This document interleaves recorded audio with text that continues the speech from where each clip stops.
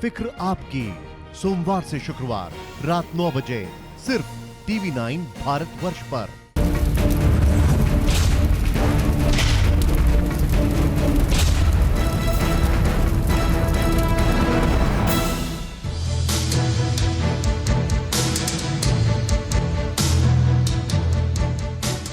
नमस्कार, कैसे हैं आप सभी लोग। और आज हम आपको बता दें, आज आप सभी लोगों के एक बड़े महत्वपूर्ण सवाल का जवाब देने के लिए शो कर रहे हैं हम।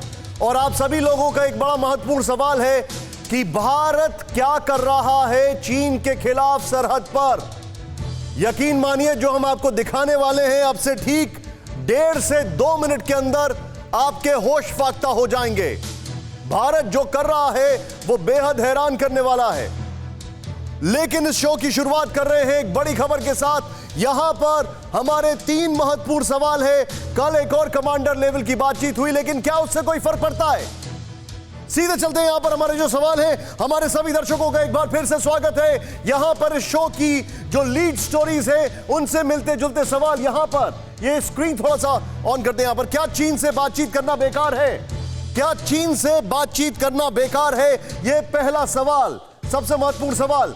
नंबर 1। नंबर 2, क्या भारत स्वदेशी हथियार से दुनिया में मुकाबले के लिए तैयार है? दुनिया में मुकाबले के लिए। यह हम क्यों कह रहे हैं? यह हम आपसे इसलिए कह रहे हैं क्योंकि आज ही रक्षा मंत्री जी ने कहा है हम तैयार हैं।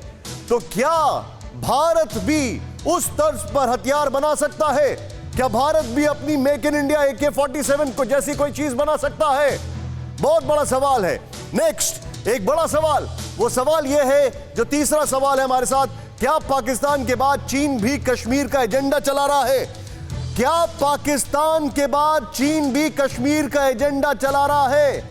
क्योंकि मैं आपको दिखाऊंगा पाकिस्तान के चीन के एम्बेसडर चीन पर नहीं बोल रहे हैं, जिस पर बोल रहे हैं सुनेंगे तो आप हैरान होंगे। सीधे चलते हैं हमारे साथ हमारे खास मेहमानों के पास, और इन खास मेहमानों के साथ इन सवालों को रखें यहां पर। सीधे मैं यहां पर दिखाता हूं आपको। सबसे पहले मेरे साथ मेजर जनरल AJB जैनी है। Sir welcome. तेज तर्रार बोलने वाले जैनी साहब, वेलकम सर। और मेरे साथ लेफ्टिनेंट गुरमीत सिंह है। सर आपका भी स्वागत है। चीन पर इनसे शानदार बोलने वाले लोग भारत में कम हैं। मेरे साथ आपको दिखाई दे रहे हैं जगन्नाथ पांडा जी, चाइना के ऊपर एक्सपर्ट हैं, जियोपॉलिटिक्स में अच्छा खासा नाम है, इनके आर्टिकल्स आप पढ़ते हैं। हमारा ये भाग्य है, हमारे साथ हैं सुमित, इस वक्त आपको दिखाई दे रहे हैं। और मेरा भारत महान मनीष झा, तिरंगे के बैकड्रॉप में साथ एकदम लाइव, चेहरे पर मुस्कुराहट बता रही है कि दिल में सिर्फ हिंदुस्तान घोल घोल के भरा हुआ है।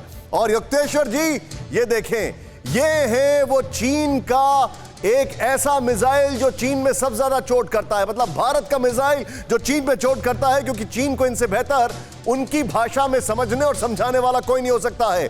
जुड़ने वाले हैं पाकिस्तान से शानदार रिपोर्टर कसवर, और जुड़ने वाले हैं कश्मीर से इरफान। सवाल आपके सामने एक बार फिर, मेरे साथ सवालों को फिर से दिखाएं। क्या चीन से बातचीत करना बेकार है? सवाल नंबर 1, बड़ा महत्वपूर्ण सवाल। क्या भारत स्वदेशी हथियार से दुनिया में मुकाबला करने के लिए तैयार है? सवाल नंबर 2, बड़ा महत्वपूर्ण, क्योंकि अगर हम AK-47 बना देते हैं, क्या हम राफेल भी बना सकते हैं? जानेंगे। लेकिन क्या पाकिस्तान के बाद चीन भी कश्मीर का एजेंडा चला रहा है? शुरुआत इस वक्त की टॉप स्टोरी, ध्यान से देखें। हमारा जवाब आपके सामने। अक्साई चीन में ड्रैगन की साजिश पर अलर्ट। चिनूक से LAC पर चीन की हरकतों पर नजर। रात में DBO के ऊपर उड़ाए गए चिनूक।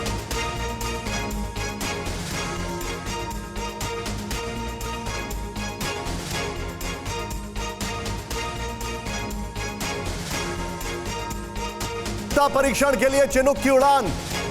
आखिरी आउटपोस्ट काराकोरम के पास उड़ान। जरा इसके बगल में शॉट्स भी दिखाएं। ये फाइल फुटेज है, लेकिन चिनूक जरा ध्यान से देखें। अक्साई चीन में ड्रैगन की साजिश पर अलर्ट। हमने चिनूक उड़ाया और उनका धुआं उड़ गया वहां पर। ये देखें तस्वीरें, मैं चाहूंगा इसके क्लियर शॉट्स दिखाएं जरा चिनूक के। हम अभी सीधे आपको दिखा रहे हैं चिनूक हेलीकॉप्टर की से चीन की हरकतों पर नजर। ये देखें आप किस तरीके से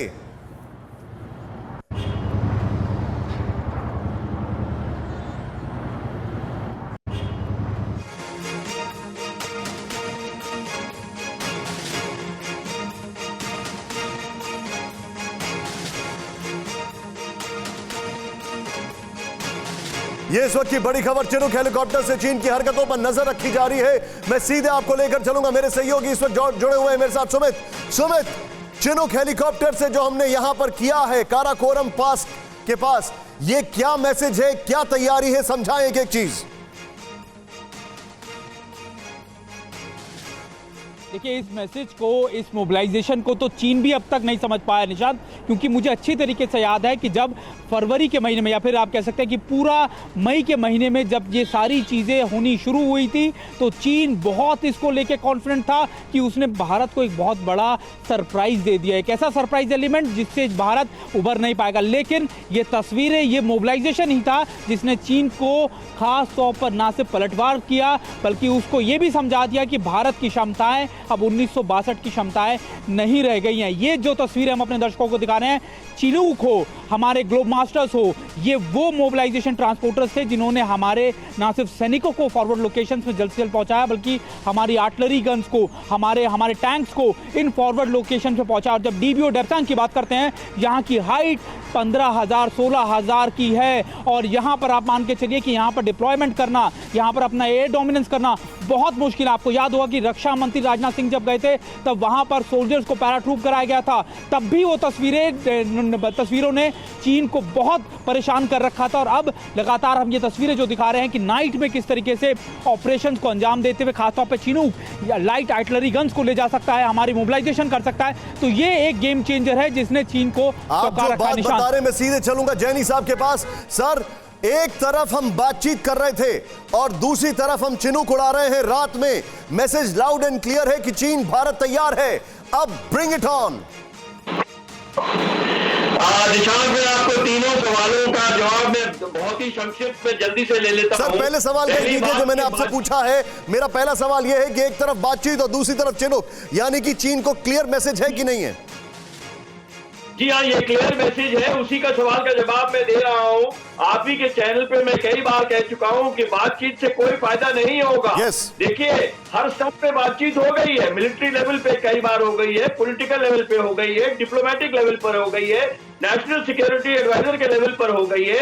लेकिन चीन ने कहीं बहुत थोड़ा माना है और ज्यादातर नहीं माना है। तो आप देखेंगे कि एक लंबा चौड़ा फ्रंट खुल गया है और हमको एक ये लंबी झड़प के लिए तैयार रहना पड़ेगा, जिसके लिए ये चिनूक वगैरह उड़ाए जा रहे हैं, बिल्डअप, ग्लोब मास्टर और ये सब हो रहा है। तो बातचीत, पहला सवाल तो यही है कि बातचीत से कोई फायदा नहीं है, बातचीत से काम नहीं बनेगा। इसके ऊपर में बहुत से और प्रेशर डालने पड़ेंगे, बहुत से और सारो सामान जुटाने पड़ेंगे जो चीन मजबूर हो जाए विड्रॉ करने के लिए। दूसरा सवाल आपका ये था कि क्या हम जो है आधुनिक हथियारों से अपना जो है वो अंतर्राष्ट्रीय स्तर पर मुकाबला कर सकते हैं। देखिए, इसके लिए कोशिश हो रही है। अभी तो हम नहीं है इस काबिल कि हम इतने हथियार बना ले, इतने आधुनिक हथियार बना ले कि बड़े बड़े देशों से हम लड़ सकते हैं, लेकिन कोशिश इसकी हो रही है। कहना मैं ये चाहता हूं निशान के, सर, मैं आपसे ये पूछ रहा हूं जो आपने मुझे बताया कि बातचीत की जरूरत नहीं है। मैं सीधे यहां पर जनरल गुरमीत के पास चलूंगा। जनरल गुरमीत, क्या बातचीत से कोई हल नहीं निकलेगा? क्योंकि ये जो हम देख रहे हैं, जो हम शो ऑफ स्ट्रेंथ दिखा रहे हैं, अपने आप में मायने रखती है। कसवर, वेलकम। बेबाक राय रखने वाले, दिलेरी से रिपोर्टिंग करने वाले पाकिस्तान से हमारे सहयोगी कसवर, स्वागत है आपका। इरफान, आपका भी स्वागत है जम्मू से, जहां बम गिर रहे हैं। लेकिन जनरल गुरमीत, क्या कहेंगे आप वेरी क्विकली साहब? देखिए, बातचीत और तैयारी इकट्ठी चलेगी, उसमें कोई शक की बात नहीं है। बातचीत हर एक लेवल के ऊपर में चलेगी और बातचीत में बिल्कुल बेटुक और स्पष्ट तरीके से बताया है कि हमारी रिक्वायरमेंट क्या है, और जो तैयारी है जिस प्रकार अभी आपने दिखाया, जो मोबिलाइजेशन है, लॉजिस्टिक है, सर्वेलेंस है, वो चलती रहेगी और दिन रात चलती रहेगी। अभी भारत के पास में वो सब सज्जो सामान है जिसके साथ में मोबिलाइजेशन, सर्वेलेंस, लॉजिस्टिक, विंटर के लिए तैयारी चलती रहेगी। और देखिए, ऐसी है बात कि ये हो सकता है कि बातचीत में हम बोल रहे हैं शांति के लिए, लेकिन ये शांति तभी होगी जब हमारी शक्ति होगी और डेटरेंस होगा, नहीं तो शांति नहीं आ सकती है। इसलिए जरूरी है कि एक तरफ बातचीत भी हो और दूसरी तरफ तैयारी भी चलती रहे और किसी भी चुनौती के लिए हाल फिलहाल में हमने चिनूक खरीदा है, जरा फुल शॉट दिखाएं इसका। ये वो चॉपर है जिसने पूरा गेम चेंज कर दिया है। बहुत तेजी से ट्रांसपोर्ट करता है ये एक जगह से दूसरी जगह, और ये देखें आप, ये इस वक्त का सबसे बड़ा गेम चेंजर इसको कहा जा रहा है। राफेल के पहले जिस चीज को गेम चेंजर कहा जा रहा है वो ये है, इसके ऊपर बाकायदा सुमित रिपोर्टिंग भी करके आ चुके हैं। ये चिनुक ने अपने शॉटीज की है रात में, ये दिन का शॉट्स है, लेकिन रात के शॉट अगर हमने दिखा दिया तो फिर क्या फायदा। दिखाने से इंटेलिजेंस की चीजें दिखाई नहीं जाती हैं, ताकत हमेशा रखी जाती है, जब जरूरत पड़े तब दिखाई जाती है। लेकिन मैं सीधे यहां पर बिग बॉल पे चलूंगा आपको, और बिग बॉल पर आपको लेकर जा रहा हूं ये दिखाने के लिए कि ये जो इस वक्त का बड़ा डेवलपमेंट है। उसके बाद युक्तेश्वर जी आप मुझे बताइएगा, चीन के पेट में कितनी कुलबुलाहट है। यहां पर सीधे चलिए, 16,000 फीट की उड़ान, स्थिति बिगड़ने पर भारतीय सेना की क्षमता का रिहर्सल, यानी हमने तैयारी शुरू कर दी है।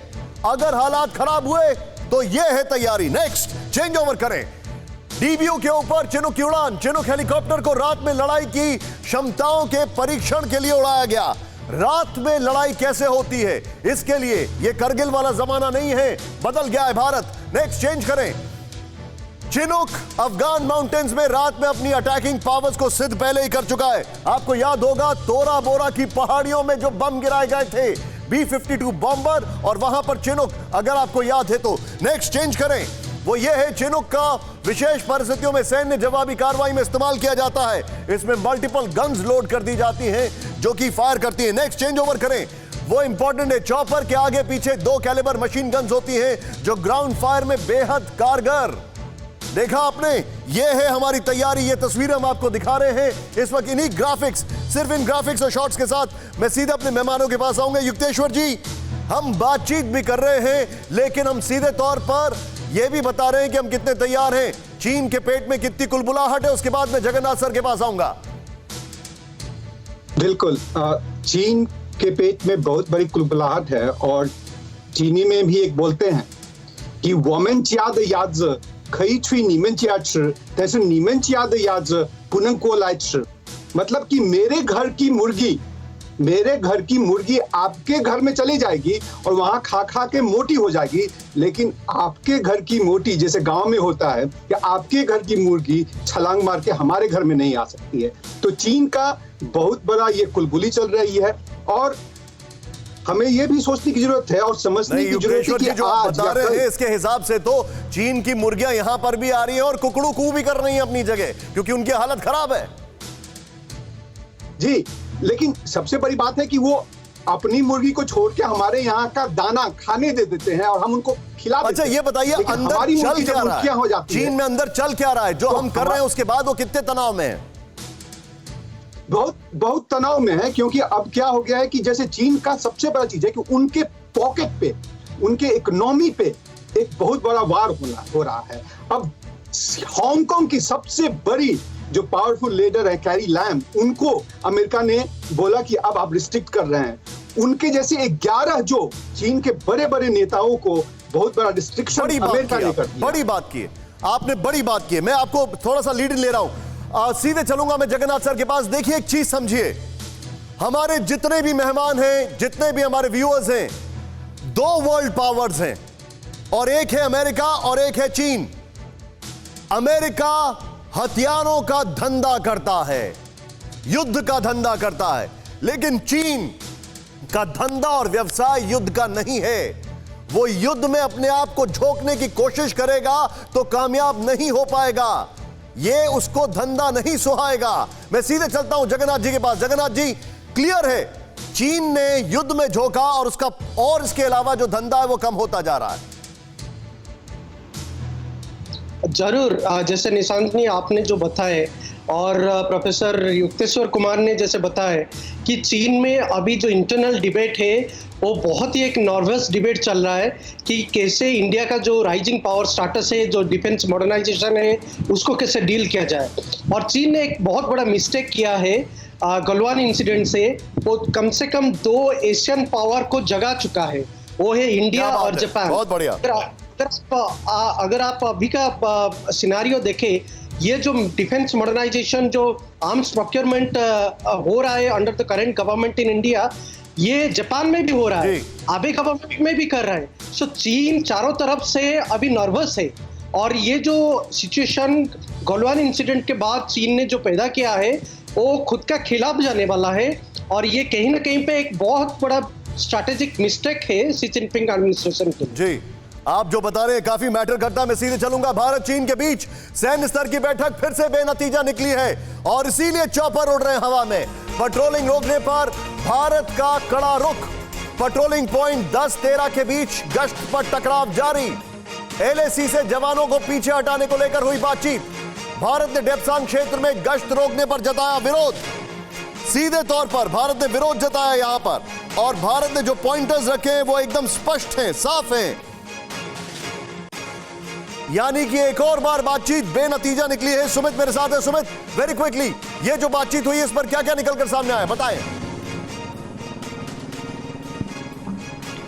देखिए, कल करीब 7:30 बजे से 11 बजे से बातचीत शुरू हुई थी मेजर जनरल रैंक के ऑफिसर्स की, और मैं आपको बता दूं कि जब ये दोनों बातचीत हुई तो भारत ने फिर से वही बात रखी कि हम अगर आपसे बातचीत की टेबल पर बैठ रहे हैं तो भारत की सिर्फ और सिर्फ एक शर्त है कि टोटल डिसएंगेजमेंट, ना सिर्फ फिंगर 4 पैंगोंगसो बल्कि डेप्सांग के एरिया से जो मोबिलाइजेशन चीन ने की है, जो टैंक और आर्टिलरी गन्स वहां पर डिप्लॉय किए हैं, उन प्लेन से वो आर्टिलरी गन्स, वो मोबिलाइजेशन उसी स्थिति में रखी है जो अप्रैल में थी। ये इसलिए महत्वपूर्ण है निशांत क्योंकि पिछले कई महीनों से हमने देखा कि चीन बातचीत की टेबल पे हर चीज के लिए राजी हो जाता है, लेकिन अपनी मोबिलाइजेशन, अपनी डिप्लॉयमेंट को ना तो पीछे हटाने के लिए राजी हो रहा है और ना ही उनको कम करने के लिए। यही वजह है कि भारत ने जब इससे पहले लेफ्टिनेंट कर्नल यानी जो कोर कमांडर लेवल की मीटिंग हुई थी उसमें भी ये बात रखी और दोबारा से बात रखी और ये तय किया कि अगर आपको इस पे बातचीत आगे करनी है तो ये मैकेनिज्म तैयार किया जाए कि क्या क्या डिसएंगेजमेंट होगा, उसकी दोबारा से तैयारी की जाए। भारत इस चीजों को लेकर आगे नहीं बढ़ेगा। चीन है कि मानता नहीं, बातचीत के नाम पर धोखेबाजी, विश्वासघात। हमारी अभी एमईए क्या सोच रही है? देखिए, विदेश मंत्रालय की तरफ से यह बात साफ साफ तौर पर चीन से कहा गया है कि अप्रैल 2020 के पोजीशन पे आपको आना होगा। बातचीत का जहां सवाल है, बातचीत विदेश मंत्रालय और रक्षा मंत्रालय दोनों की तरफ से हो ही रही है, और रक्षा मंत्रालय की तरफ से अगर कहें तो मेजर जनरल लेवल की बातचीत हुई और जिसमें साफ तौर पर कहा गया कि पेट्रोलिंग पॉइंट 10, 11, 12 एंड 12A, जिसे हम 13 भी कह रहे हैं, इन सब पर चीन को कंप्लीट डिसएंगेजमेंट की बात कही है। वहीं दूसरी तरफ से तैयारी हमारी चल रही है, उसके लिए आप चिन्हुक दिखा ही रहे हैं। और इतना ही नहीं, इन दोनों के अलावा विदेश मंत्रालय का कहना यह है कि दुनिया के वो तमाम देश जो हमारे साथ खड़े हैं, जिन्हें हम अपना मित्र राष्ट्र कह रहे हैं, उन सब के साथ भी हमारी मोर्चाबंदी चल रही है। कभी आप देखते हैं कि क्वाड को किस तरीके से अमली जामा पहनाने की बात हो रही है, किस तरह से इंडो पैसिफिक कंट्री के तमाम देशों को एक साथ लेकर चीन के दुस्साहस का जवाब देने की बात हो रही है। मनीष बने मुझे लगता है कि आप मेरे साथ बने रहिए। आप जो बता रहे हैं मैं अपने दर्शकों को लेकर जाऊंगा। एक और बातचीत का ढकोसला जो हुआ, आइए सीधे मैं आपको यहां पर लेकर चलता हूं। जरा देखें यहां पर क्या मैं आपके सामने दिखा रहा हूं। एक और बातचीत का ढकोसला चीन ने किया और जो जो इसमें निकला है सीधे आपको दिखाएं, क्योंकि अक्सर बातचीत होती है, क्या निकलता है ये समझ में नहीं आता है। 8.5 घंटे तक चली कमांडर लेवल की बातचीत, फिर बेनतीजा। चीन के साथ बातचीत बेनतीजा। नेक्स्ट चेंज ओवर करें, पीएलए डेप्सांग के बॉटलनेक इलाके में वापस जाए। भारत ने यह कहा है डेप्सांग यह है critical area. Next change over करें, वो यह है कि डेप्सांग का स्ट्रैटेजिक महत्व पैंगोंगसो से ज्यादा है। एक और पॉइंट वो यह है कि बॉटलनेक के 972 वर्ग किलोमीटर पर चीन करता है अपना दावा, झूठा दावा, विस्तारवाद की सोच। पेट्रोलिंग पॉइंट 10, 11, 12 और 13 पर गश्त पर अड़ा हुआ है भारत। भारत ने अपना यहां पर पांव जमा दिया है अंगद का, और इसीलिए आसमान में आपको यह सब उड़ता हुआ दिखाई दे रहा है। सीधे इन ग्राफिक्स के साथ वेरी क्विकली गुरमीत सर, मैं आपसे जानना चाहूंगा, भारत ने अपना पॉइंट रख दिया है, बहुत संक्षेप में हमारे दर्शकों को बताएं ये डेप्सांग जो है इसकी स्ट्रैटेजिक इंपॉर्टेंस क्या है सर? निशांत जी, जो डेप्सांग का इलाका है ये सब सेक्टर नॉर्थ में है। इसका जो सीधा असर पड़ता है वो डीपीओ के इलाके में पड़ता है। और ये जो आपने पेट्रोलिंग पॉइंट बताए हैं 10, 11, 12, 12 अल्फा और जो चाइना की कोशिश थी कि इस इलाके को ब्लॉक करने की, ये इस इलाके की स्थिति पंगेंगसो से अलग है, थोड़ा डिफरेंट है, क्योंकि हर एक प्रॉब्लम का अलग अलग पॉइंट होता है। एक क्षण के लिए रोक रहा हूं, मैं इसके लिए क्षमा प्रार्थी हूं। हमारे दर्शक तैयार हो जाएं, अगले 2 मिनट में एक ऐसी खबर कि आपको फक्र होगा हिंदुस्तान के ऊपर, बहुत फक्र होगा। अगले 2 मिनट में बहुत अच्छी खबर, खुशी की खबर। Sir please go ahead, Gurmeet sir. देखिए, जो भी भारत का तरीका है, जो ट्रेंड है, उसमें एक बात स्पष्ट है, हम बेटुक तरीके से और बिल्कुल सीधा बता रहे हैं उनको कि हमारी क्या रिक्वायरमेंट है। उनको बताया गया है कि कंप्लीट डिसएंगेजमेंट होना चाहिए, उनको बताया कि कंप्लीट रिस्टोरेशन ऑफ स्टेटस को होना चाहिए, उनको बताया कि 5 मई से पहले जो सिचुएशन थी वो चाहिए। और अभी तो इस प्रकार है कि ऐसे वर्ड जो आमतौर पर डिप्लोमेसी में नहीं यूज किए जाते हैं, वो भी कहा गया है कि जो उनका कहा था, प्रधानमंत्री जी ने कहा था कि आंख में आंख डालकर बात करेंगे। क्या अब हम आंख में आंख डालकर उस चीन से बात कर रहे हैं कि नहीं कर रहे हैं सर?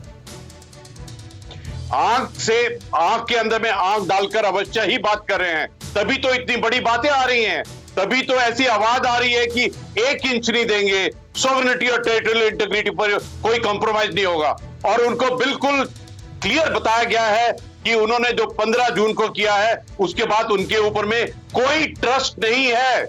यही बात है कि हमारे लिए जरूरी है कि हम हर चुनौती के लिए आप जो कह रहे हैं, तैयार रहना चाहिए। भारत ने कहा कि अगर छुओगे तो छोड़ेंगे नहीं, और अगर ज्यादा टेढ़ा होगे तो तोड़ देंगे एकदम, और उसके बाद बातचीत करेंगे। यानी सीधे तौर पर भारत ने समझा दिया आंख में आंख डालकर। अच्छी खबर का वक्त, आत्मनिर्भर भारत के लक्ष्य के लिए अहम घोषणाएं। 101 रक्षा उपकरणों के आयात पर बैन का ऐलान, 101 सुरक्षा उपकरण भारत में ही बनाने का फैसला।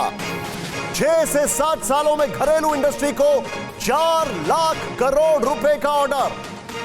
तीनों सेनाओं के लिए भारत में ही बनेंगे उपकरण, और इससे नौकरियां भी बनेंगी। ये मेक इन इंडिया की भी ताकत होगी। आत्मनिर्भर भारत के लक्ष्य के लिए अहम घोषणाएं। मैं सीधे चलूंगा सुमित के पास। सुमित, क्या हम तैयार हैं? क्या हम उस स्तर पर चीजें बनाने के लिए तैयार हैं? वेरी क्विकली सुमित बताएं।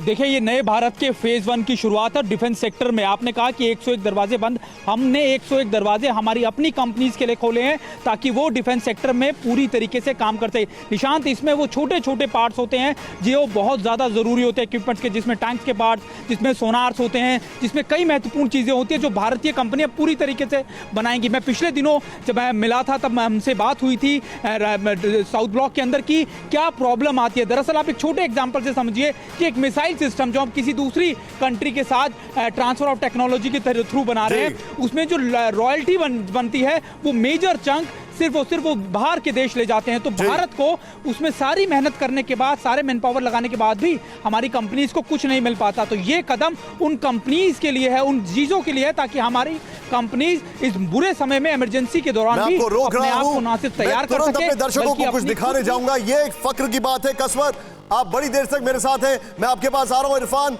जो वहां से खबर आ रही है उस पर भी मैं आ रहा हूं, सीधे आपको लेकर चलूंगा। आइए जरा देखें, यहां पर ये बड़ी खबर आपके सामने हम दिखा रहे हैं। भारत आत्मनिर्भर बन रहा है, और वो भी डिफेंस के सेक्टर में। मतलब सीधे देखिए आप, क्या क्या radar, aircraft, rifle, artillery gun समेत कई उपकरणों के आयात पर रोक, यानी इनके आयात पर रोक लगा दिया गया है सीधे तौर पर, क्योंकि ये भारत में तैयार किए जाएंगे। भारत के रक्षा उद्योग को बड़े पैमाने पर उत्पादन का अवसर मिलेगा, यानी कि इसको पूरा रिजिक किया जा रहा है। नेक्स्ट, स्टेक होल्डर्स, सशस्त्र बलों, निजी सरकारी उद्योगों से विचार के बाद बनी ये लिस्ट है। पूरी लिस्ट तैयार की गई है, खाका तैयार किया गया। आपको याद होगा AK-47 अब भारत में बन रही है। अप्रैल 2015 अगस्त 2020 के बीच 3.5 लाख करोड़ रुपए के ठेके दिए गए। 3.5 लाख करोड़ अगस्त 2020, यानी कोरोना काल में भी। यानी अगले 6 से 7 साल में घरेलू इंडस्ट्री को करीब 4 लाख करोड़ रुपए के कॉन्ट्रैक्ट दिए जाएंगे। बड़ी खबर। नेक्स्ट, चेंज ओवर करें, वो ये है 2020-21 में घरेलू पूंजीगत खरीद के लिए करीब 52,000 करोड़ रुपए दिए जाएंगे। सोचें आप, ये हो रहा है। बहुत क्विकली मैं यहां पर चलूंगा, और अगर इसकी बात करें गुणवत्ता की बात की जाए, क्वालिटी की बात की जाए, जैनी साहब वेरी क्विकली, क्या हम क्वालिटी में दुनिया से मुकाबला करने के लिए तैयार हैं सर? Your take. देखिए कोशिश तो हो रही है अभी निशान जी। हर एक लंबी दौड़ जो है वो पहले कदम से शुरू होती है। अभी तक हमने इसके ऊपर पहल नहीं करी थी क्योंकि हमारी इंडस्ट्री नहीं थी, हमारे पास टेक्नोलॉजी नहीं थी, हमारे पास में उसकी मटेरियोलॉजी नहीं थी। अब हमारे पास में चीजें हैं, हमारे पास में इसकी शख्सियत और काबिलियत है, तो अब कोशिश हो रही है। जैनी साहब मुझे एक बात बताइए, मैं आपसे एक चीज जानना चाह रहा हूं। वो एक दौर था जिस दौर में सिर्फ इकोनॉमिक्स पर ध्यान दिया जाता था, आज भारत वेपन्स पर भी ध्यान दे रहा है, यानी भारत अपने आप को उस पोटेंशियल में लेकर जा रहा है कि हां, अगर वेपन नहीं है तो दुनिया आपको ताकत आपकी नहीं अंदाजा लगा पाएगी। क्या यह समझा जाए? जब हम मिसाइल वॉरफेयर तक बना सकते हैं तो ऐसी कोई वजह नहीं है कि हम अपने जरूरत मुताबिक अपने हथियार नहीं बना सकते। Well said, very well said Jaini साहब। और यही बात मैं अपने दर्शकों को बता रहा हूं, फ्यूचर वॉर की तैयारी कर रही है भारतीय सेना, जवानों को रोबोटिक्स और लेजर वॉर की ट्रेनिंग। बड़ी खबर, भारतीय सेना युद्ध में करेगी उन्नत तकनीक का इस्तेमाल। ड्रैगन को हाईटेक वॉर में जवाब देने के लिए भारत की तैयारी। आर्टिफिशियल इंटेलिजेंस, माइक्रो सैटेलाइट से जीता जाएगा जंग को। यह एक अलग लेवल है भाई, यह तो इमेजिन, कल्पना से भी परे है जिस तरीके से ये चीजें हो रही हैं। सोचे आप, मतलब फ्यूचर वॉर की तैयारी हो रही है। ये देखें, अरे वाह क्या बात है, फुल स्क्रीन पर जरा ये विजुअल दिखाएं। ये देखें, ये है फ्यूचर वॉर की तैयारी। देखें किस तरीके से रोबोटिक्स का इस्तेमाल किया जाएगा। ये देखें आप,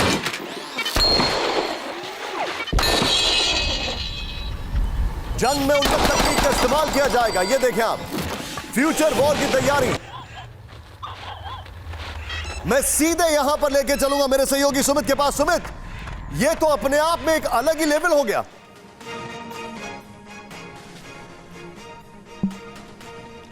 लेवल अलग है लेकिन चुनौतियां भी अलग हैं। निशांत, हम ये बात लगातार कह रहे हैं कि सैटेलाइट वॉरफेयर की, साइबर वॉरफेयर की, ये चीज़ों को हमको अपने डिफेंस को ज़्यादा मजबूत रखना है क्योंकि चीन लगातार अपने जो प्रॉक्सी वॉर जो करता है या चीन जो साई ऑप्स करता है उन्हीं की मदद से करता है। उसके जो हैकर्स हैं, उसके जो दूसरे साइबर वॉरफेयर के जो उसने बैठा रखी हैं चीज़ें, वो उन्हीं की मदद के जरिए लगातार ये नुकसान पहुंचाता है। यही वजह है कि भारत को अपनी साइबर स्पेस और सभी चीज़ों को मजबूत रखना एक इंपॉर्टेंट बात है। रोबोट बंदूक चलाएंगे, ये एक वो कल्पना की जा रही है।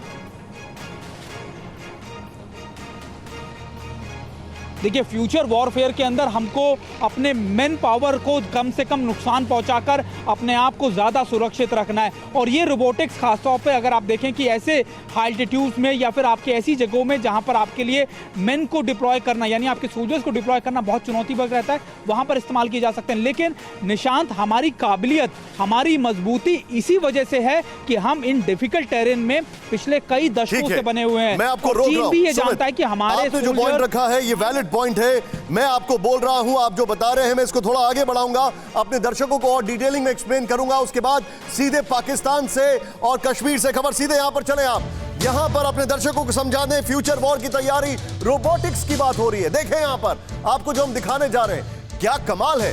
नॉन काइनेटिक और नॉन कॉम्बैट वॉरफेयर के लिए भारत की तैयारी। नॉन काइनेटिक और नॉन कॉम्बैट भारतीय सेना की लैंड वॉरफेयर डॉक्ट्रिन, इसमें 2018 की डॉक्ट्रिन है जिसमें जान का नुकसान कम हो। नेक्स्ट, चेंज करें, इंटीग्रेटेड बैटल ग्रुप IBGS और साइबर वॉरफेयर पर फोकस, यानी हम भी उस दिशा में घुस रहे हैं। आपको याद होगा चीन ने भारत पर 5 दिन के अंदर करीब 50,000 साइबर हमले किए थे। उनकी PLA एक साइबर आर्मी को मैनेज करती है। नेक्स्ट, चेंज ओवर करें, हर IBG में करीब 5,000 सैनिक होंगे। IBG वॉर रिहर्सल में लगातार व्यस्त। नेक्स्ट, चेंज ओवर करें, यह तैयारी चल रही है।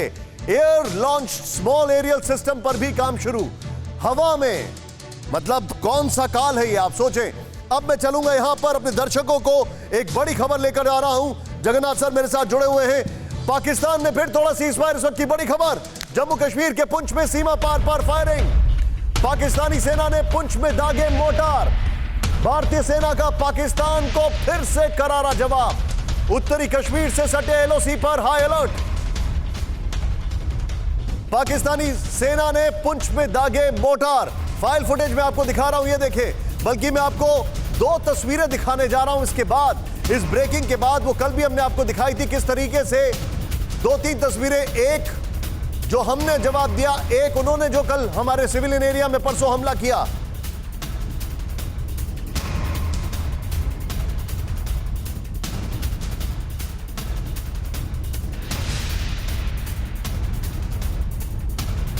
जम्मू कश्मीर के पुंछ में सीमा पार से फायरिंग और एक वहां पर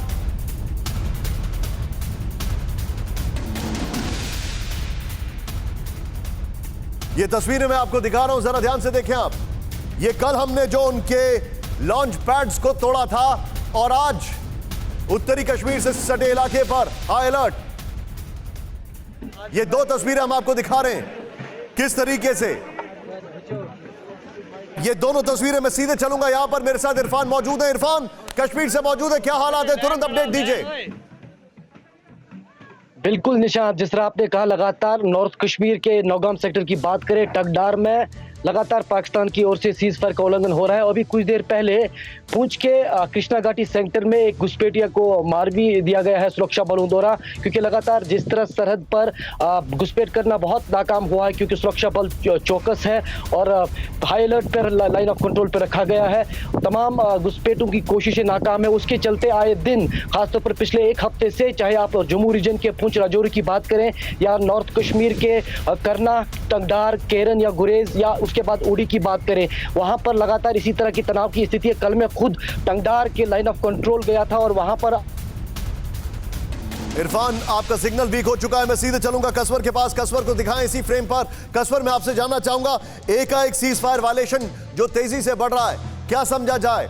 एक प्रेशर बनाने की कोशिश एलओसी पर, क्या हालात हैं?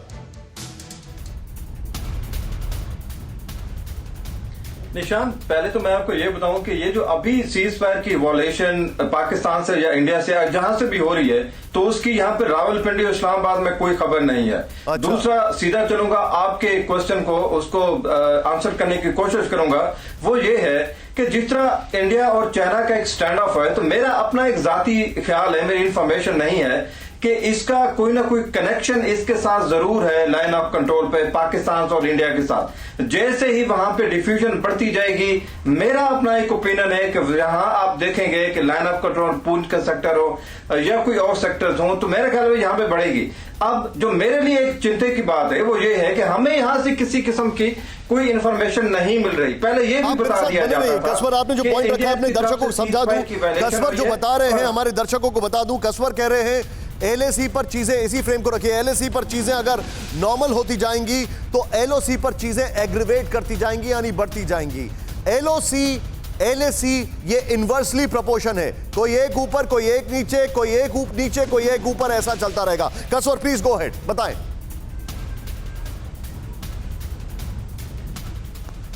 तो मैं आपको जो निशांत बताने की कोशिश कर रहा था, ये इंटर रिलेटेड है, लेकिन चिंता की बात यह है कि पहले तो ये हुआ करता था कि हमें एक इंफॉर्मेशन मिल जाया करती थी इस्लामाबाद में या रावलपिंडी से कि इंडिया की तरफ से सीज फायर वायलेशन हुआ है और उसका हमने मुंह तोड़ जवाब दिया है और भारतीय गन्नों को हमने खामोश कर दिया है। ये एक रट्टी रटाई एक 2-3 लाइन थी जो हमें मिलने सुनने को मिलती थी, लेकिन जो मेरे लिए एज ए रिपोर्टर है तो जस्टिस सा एक उभर रहा है कि आजकल ये लाइन्स हमें मिलने को मतलब आप यूं समझ लीजिए कि हमें नहीं मिल रही। बता रहे कसवर, ये चिंता का विषय है। मैं आपको थोड़ा सा रोक रहा हूं कसवर, आपने बड़ा वैलिड पॉइंट बोला है कि पाकिस्तान से खबरें नहीं मिल रही हैं।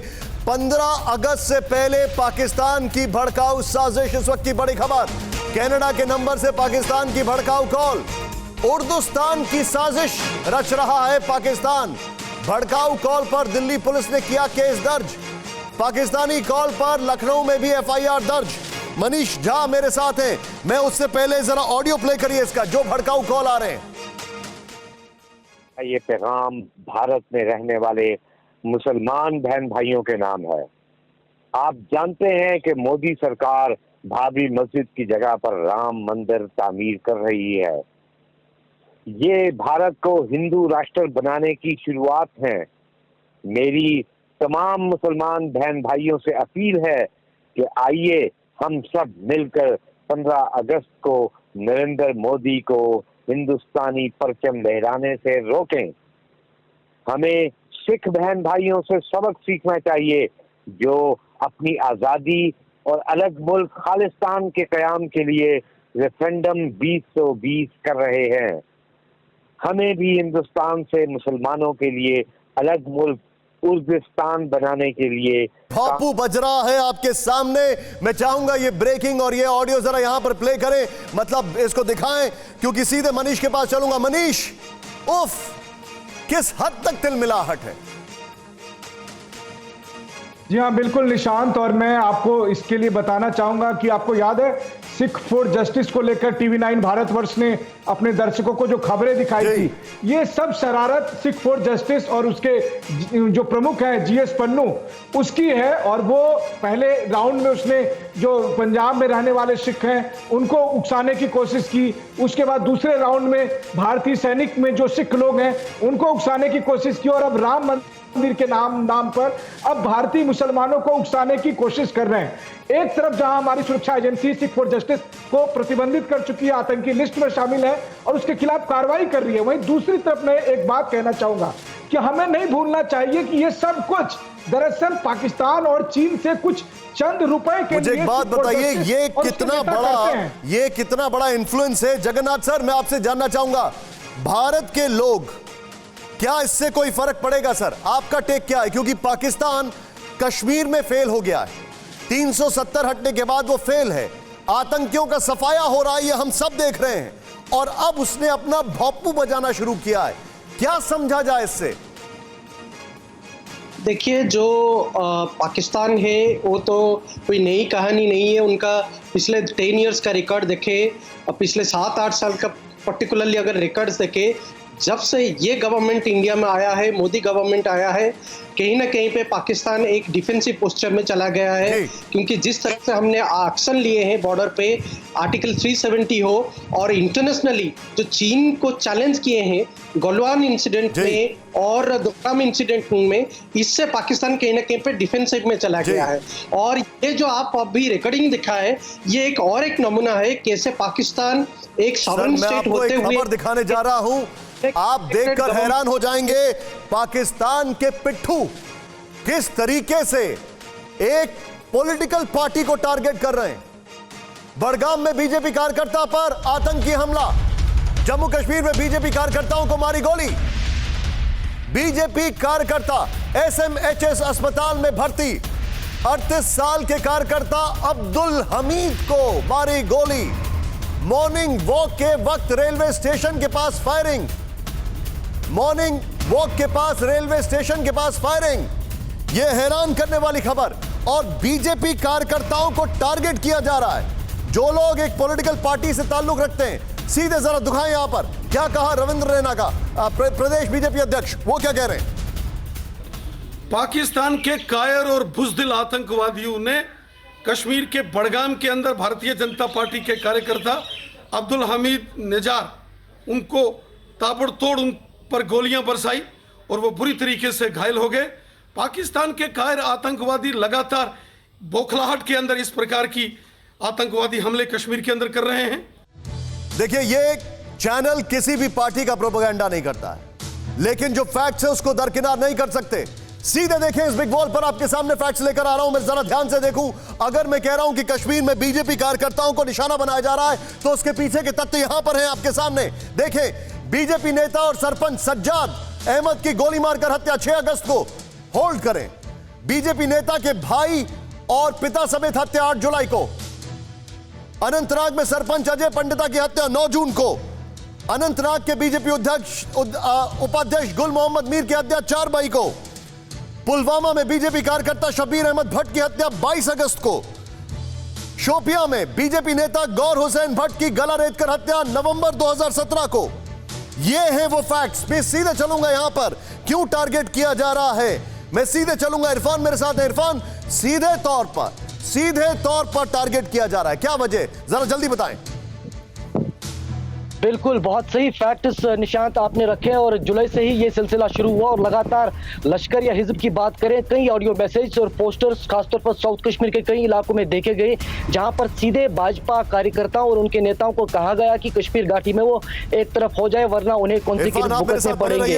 और ये कुछ बता रहा हूं, अगले एक मिनट में इरफान, मैं माफी चाह रहा हूं आपको रोकने के लिए, अगले एक मिनट में मैं आपको दिखाऊंगा चीन का कश्मीर प्रोपोगेंडा, चीन का Kashmir propaganda. Irfan please go ahead, बताएं। तो निशांत, मैं ये कह रहा था कि ये सिलसिला खासतौर पर धारा 370-35A हटाया जब गया और उसके बाद एक साल मुकम्मल हुआ और उसके आसपास ही मिलिटेंटों की इस तरह की गतिविधियां देखने को मिली, क्योंकि जिस तरह भाजपा कार्यकर्ताओं ने कश्मीर घाटी में पार्टी के लिए फुटहोल्ड बनाया और खासतौर पर उन तमाम साउथ कश्मीर के हसास इलाकों में जहां पर आज से 1 साल या 2 साल पहले भाजपा का कोई कार्यकर्ता अपने आप को भाजपा के साथ जुड़ा हुआ नहीं बता पा रहा था, और उसके चलते कई जगहों पर अनंतनाग के लालचौक की बात करें, श्रीनगर के डाउनटाउन की बात करें, भारतीय तिरंगा भाजपा के कई कार्यकर्ताओं ने कुछ दिन पहले एनिवर्सरी पर भी लहराया, और उससे पहले भी 15 अगस्त की बात करें, 26 जनवरी की बात करें, जितने भी देश के अलग अलग अहम दिन रहते हैं, तो उसके चलते कहीं ना कहीं अब ऐसा लगता है कि भाजपा कार्यकर्ता या भाजपा के जो पंच सरपंच है वो लगातार निशाने पर है। क्योंकि आज कसवर मेरे साथ बने रहिए, बड़ी खबर इस वक्त मैं अपने दर्शकों के सामने लेकर आ रहा हूं, जरा ध्यान से देखें। जिनपी के अखबार ग्लोबल टाइम्स में छपा पाकिस्तान का एजेंडा। ग्लोबल टाइम्स ने पाकिस्तानी राजदूत का जहरीला इंटरव्यू छापा, कश्मीर को बताया मानवाधिकार उल्लंघन का अड्डा। कश्मीर में आरएसएस का एजेंडा काम कर रहा है। पाक के राजदूत जो चीन में पाक के राजदूत हैं, वो अपना भौंपू बजा रहे हैं।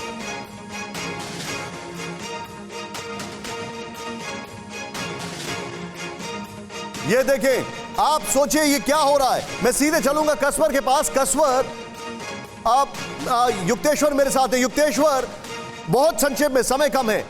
कश्मीर का एजेंडा चीन के अंदर पाकिस्तान के एम्बेसडर कर रहे हैं। चीन के पास कोई काम धाम नहीं है क्या? धंधा उंधा सब बंद हो गया है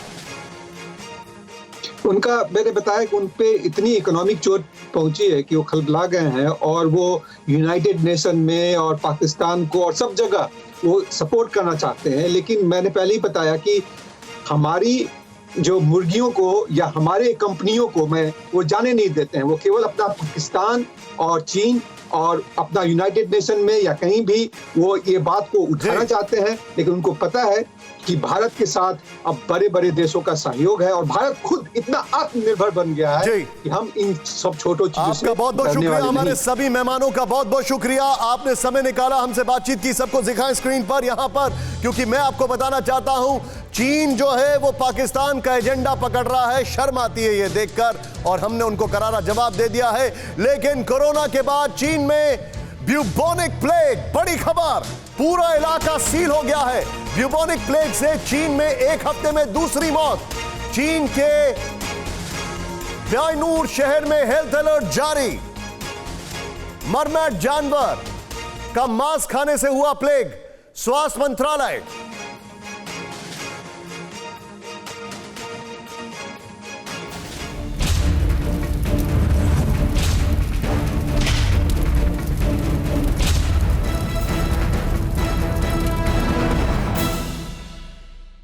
फिक्र आपकी, सोमवार से शुक्रवार रात 9 बजे सिर्फ TV9 भारतवर्ष पर।